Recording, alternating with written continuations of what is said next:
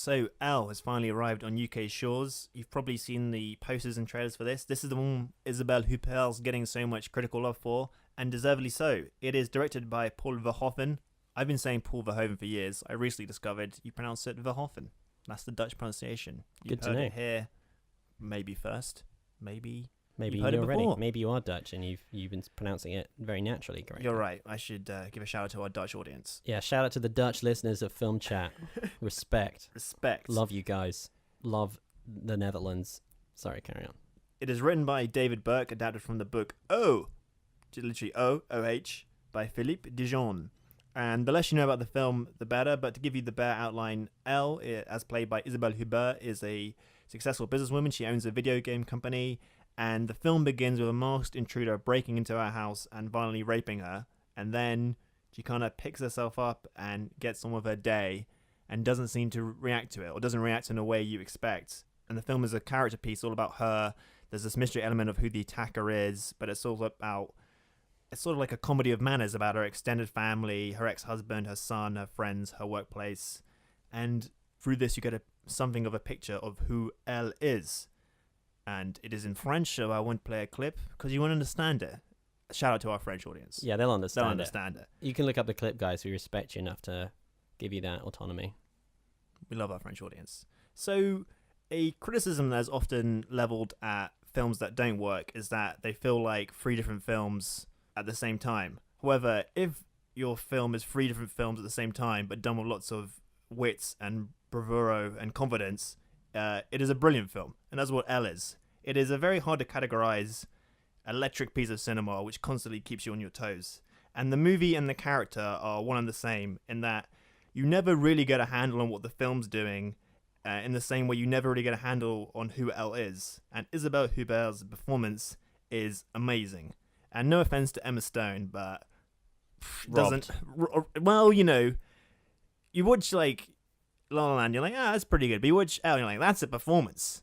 And Isabelle Huppert manages to be kind of brittle, mature, childish, blasé, uptight, all these contradictory modes, sometimes simultaneously, in a way which is completely consistent and believable. And I think she is kind of key to the film's success. And in lesser hands, it would all fall apart. But she is so mesmerizing in it that she holds it all together. And shamefully, it's the first Huppert film I've ever seen. I've heard her name. She's like a legendary... Shame! Sort of Shame! Shame. But she's like this legendary actress, like screen icon. And I'm like, who is this Isabelle Huppert person? Like, can't you be that good? And I wish... Oh, and I was like, she is incredible. She's amazing. I totally get it now. She's awesome. And what's so refreshing about the film is that the character is literally established as a rape victim. That's the first thing you see. But the character is never defined by this event. And part of the reason why this is because the film defines her in so many ways. And so you see her as like a mother to her son, a boss, an ex-wife, a lover, a daughter. And it builds this really intriguing and complex portrait of a character. And it also allows the film to very deftly hop genres. And for a large stretch, the movie becomes a kind of knockabout comedy at one point. And the kind of point the movie makes is that the rape is the least interesting and important part of her life. Right. It's also really brilliantly directed by Paul Verhoeven. I'm not really a scholar of Verhoeven. I've only seen RoboCop and Starship Troopers. You didn't prepare for this review at all. You've never seen a Huppert film. You've only seen two of Verhoeven's movies. I know, it's shameful.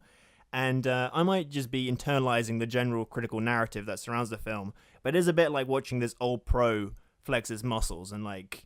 It's like, I know exactly what I'm doing and you're in safe hands. And it's all done with such supreme confidence and this trademark black humor. Well, there's this sort of like, I think part of the kind of narrative around Verhoeven is that he's like smarter than his movies. You know, that like Starship Troopers is a really dumb film, but it's all like ironic and that like even the cast doesn't get it or something. And yeah, like, exactly. You know, RoboCop is a satire and like, I don't know what Basic Instinct is a satire of, but I mean, that film's pretty shit. But like... this kind of thing lends credence to the idea that he's, you know, that is true. Yeah. And I think, well, with Basic Instinct, I think people were perhaps a little trepidatious about this film because on paper, the guy making Basic Instinct is making like a rape revenge movie. Like, what's this going to turn out to be? Yeah, absolutely. But the movie kind of has its cake and eats it because it uses this rape plotline to deliver like some shocking genre thrills, but it also takes it seriously without emphasizing it. And the character Elle and the film refuse to be overwhelmed or defined by this plot line in a way which is really refreshing. And I think it kind of does what Nocturnal Animals doesn't quite succeed in doing, in that it like is a genre film about rape, but actually has something to say about it. It's not just using it just because. Yeah. And the most recent comparison I can think of, though it's very different, is something like Gone Girl, where it's just this immaculately made thriller, which is lots of fun to watch. And I'd really recommend watching it with a large audience. And everyone's like gasping at the same moments. And it's also similar in that it's a film which will generate a lot of think pieces about gender politics and rape culture. And there's definitely this thread in the movie about male sexual violence and how that is accepted in society, most overtly with this video game company plotline. I think in the original book she's just a publisher, but in the movie she like has. She's making GTA. Yeah, essentially. Yeah, exactly. Right. It's obviously just been changed for extra resonance, but you can basically take or leave any of that stuff, and before any of that, it's just like a really, really entertaining film. So I would heartily recommend. I don't want to talk anymore. Just go see it. Shut up before you spoil it. Stop. Don't say anymore. That's it. Great review. Another great review. She's a hermaphrodite. What I do? I gave her away. She's dead. She's a ghost. The attacker was a clone. She's a ghost with a dick. Just goes with a dick. My favourite film stars Bridget Bardot. She's the queen, but she wants to be in radio. So she starts a podcast with her friends, and the terrorists try to stop her, but she beats them in the end.